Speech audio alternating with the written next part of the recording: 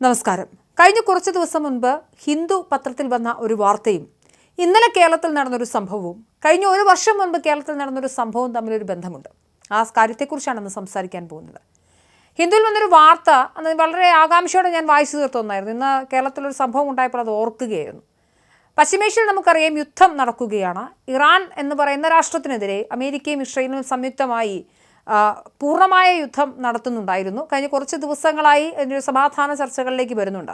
Iran എന്ന് പറയുന്ന ഒരു തിയോക്രാറ്റിക് രാഷ്ട്രം, ജനാധിപത്യമില്ലാതെ, വ്യക്തികൾക്ക് സ്വാതന്ത്ര്യം നൽകാതെ, വ്യക്തികളുടെ അവകാശങ്ങൾ അടിച്ചമർത്തി, ചോദ്യം ചെയ്യുന്ന ആളുകളെ പബ്ലിക്കായി കെട്ടിത്തൂക്കി കൊന്നുകൊണ്ട് പ്രതികരണം നടത്തുന്ന ആ ഒരു രാഷ്ട്രത്തിൽ അയത്തുള്ള അലി ഖമനേയി എന്ന് പറയുന്ന ഒരു പരമാധികാരിയെ കൊന്നുകൊണ്ടാണ് ഇസ്രായേൽ യുദ്ധം ആരംഭിക്കുന്നത്. അന്ന് ലോകം രണ്ട് തട്ടിലേക്ക് മാറുകയും ഇസ്രായേലിനും അമേരിക്കയ്ക്കും ഒപ്പം ഒരു ബഹുഭൂരിപക്ഷം ആളുകൾ നിൽക്കുകയും മറ്റൊരു പക്ഷത്ത് ഇറാനൊപ്പം നിൽക്കുകയും ചെയ്യുന്ന ആളുകളുണ്ടായിരുന്നു. ഇന്ത്യയെ പോലുള്ള കുറച്ച് രാഷ്ട്രങ്ങൾ ഇന്ത്യ ഫസ്റ്റ് എന്നൊരു പോളിസിയാണ്. നമുക്ക് ഒരുപാട് കാര്യങ്ങൾ ഇരു രാഷ്ട്രങ്ങളിൽ നിന്നും ആവശ്യമുണ്ട്. അതുകൊണ്ട് തന്നെ ഇന്ത്യ എടുത്തൊരു നയതന്ത്ര ബന്ധമൊക്കെ മറ്റു രീതിയിലായിരുന്നു. എന്തായാലും പശ്ചിമേഷ്യൻ ആകാശം യുദ്ധവിമാനങ്ങളുടെ ഇരുമ്പലാലും മിസൈൽ സ്ഫോടനങ്ങളാലും ഒക്കെ പ്രകമ്പനം കൊള്ളുമ്പോൾ സഹസ്രകോടി മൈലുകൾക്കിപ്പുറം ഇറാന് സംഭാവന നൽകുന്ന കശ്മീർ ജനതയുടെ വാർത്തയാണ് ഹിന്ദു പത്രത്തിൽ വന്നത്.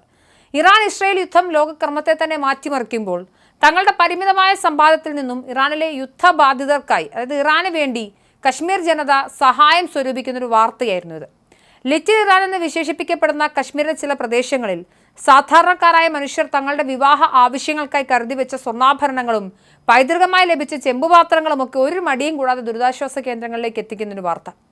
അന്തരിച്ച ഭർത്താവിന്റെ സ്മരണയ്ക്കായി 3 പതിറ്റാണ്ടോളം സൂക്ഷിച്ചു വെച്ച സ്വർണ്ണനാണയം നൽകിയൊരു വിധവയുടെയും ഇറാനിലെ ആളുകൾക്ക് വേണ്ടി സമ്പാദ്യ കുടുക്കകൾ പൊട്ടിച്ചു നൽകിയ ഒരു 9 വയസ്സുകാരുടെ കാര്യവും കൃഷിയിടത്തിലെ കന്നുകാലികളെ വരെ നൽകിയ സംഭവവും ബൈക്ക് കൊടുത്ത കാര്യവുമൊക്കെ ഈ റിപ്പോർട്ടിൽ പറയുന്നുണ്ട്. ഒരു നാട്ടിലൊരു പൗരന് ഇഷ്ടമുള്ള ആളുകൾക്ക് സംഭാവന കൊടുക്കുന്നതിൽ പരിമിതികളൊന്നുമില്ല, അല്ലെങ്കിൽ അതിലൊരു പ്രശ്നവും കാണേണ്ടതില്ല. പക്ഷേ ഒരു ജനാധിപത്യ രാജ്യത്തെ പൗരന്മാർ മതാധിഷ്ഠിത സർവാധിപത്യം നിലനിൽക്കുന്ന ഇറാൻ പോലൊരു വിദേശ രാജ്യത്തെ പിന്തുണയ്ക്കാൻ സ്വയം ദാരിദ്ര്യം വരിക്കുന്നത് എത്രത്തോളം യുക്തിസഹമാണെന്നൊരു കാര്യം നമ്മളോട് ചർച്ച ചെയ്യേണ്ടതുണ്ട്. സ്വന്തം രാജ്യത്തെ ജനാധിപത്യ മൂല്യങ്ങളിൽ വിശ്വസിക്കുന്നവർ തന്നെ ഇറാന്റെ മതമൗലികവാദ ഭരണകൂടത്തിന് കൈത്താങ്ങാങ്ങുന്നത് ഒരു വിരോധാഭാസമാണ്. ഇറാൻ എന്ന രാജ്യം അന്താരാഷ്ട്ര തലത്തിൽ നേരിടുന്ന ഉപരോധങ്ങളും യുദ്ധ സാഹചര്യങ്ങളും ആ രാജ്യത്തെ ഭരണകൂടം സ്വീകരിച്ച തീവ്ര നിലപാടുകളുടെ ഫലമാണ്. സ്ത്രീ സ്വാതന്ത്ര്യത്തിനും മനുഷ്യാവകാശങ്ങൾക്കുമെതിരെ കർക്കശമായ നിയമങ്ങൾ നടപ്പിലാക്കുന്ന ഒരു ഭരണകൂടത്തിന് വേണ്ടി കശ്മീരിലെ സാധാരണക്കാർ തങ്ങളുടെ മംഗല്യസൂത്രവും കുഞ്ഞുങ്ങളുടെ സമ്പാദ്യവും ഒക്കെ നൽകുകയാണ്. ലോകത്തിന്റെ പല ഭാഗങ്ങളിലും യുദ്ധങ്ങളും ദാരിദ്ര്യവും ഒക്കെ ഉണ്ടെങ്കിലും കശ്മീരിന്റെ കാരുണ്യം ഇറാനിലേക്ക് മാത്രമായി ചുരുങ്ങുന്നത് എന്തുകൊണ്ടാണെന്നൊരു ചോദ്യവുമുണ്ട്.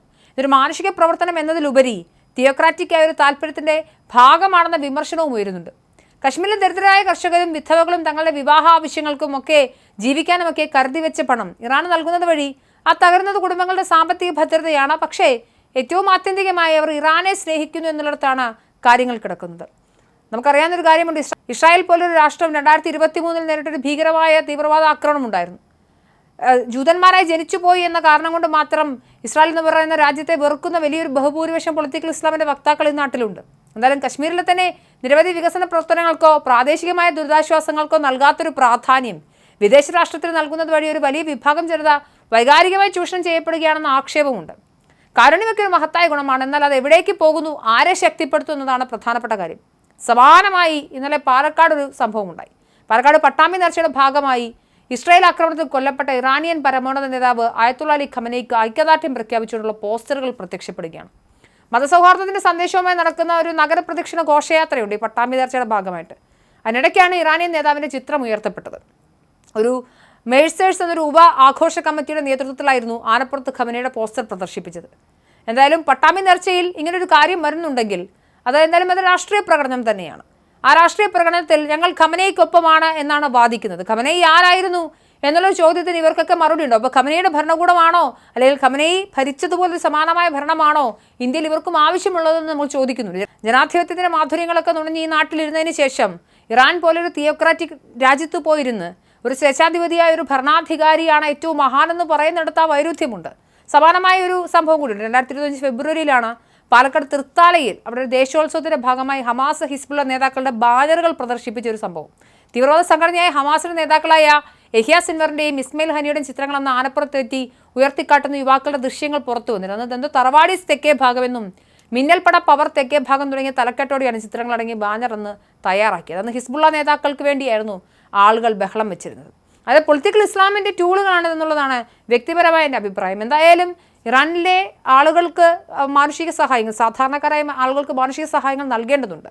2025 അവസാനവും 2026 ആദ്യവും ഇറാനിലെ സാധാരണക്കാരായ ജനങ്ങൾ തങ്ങൾക്ക് സ്വാതന്ത്ര്യം വേണമെന്നും ഞങ്ങൾക്ക് തൊഴിൽ വേണമെന്നും ഞങ്ങൾക്ക് സ്വാതന്ത്ര്യം വേണമെന്നും പറഞ്ഞ് തെരുവിലിറങ്ങിയപ്പോൾ അപ്പോഴൊന്നും ഐക്യദാർഢ്യപ്പെടാത്ത ആളുകൾ ഈ രാജ്യത്തിരുന്നു കൊണ്ട് ഇപ്പോൾ ഖമനേയി കൊല്ലപ്പെട്ടപ്പോഴും ഹിസ്ബുള്ള നേതാക്കൾ വധിക്കപ്പെടുമ്പോഴും ഒക്കെ കരയുന്നതിന് പിന്നിൽ അതിൻ്റെ ഒറ്റ ഉത്തരവ് പൊളിറ്റിക്കൽ ഇസ്ലാം എന്നുള്ളതാണ്.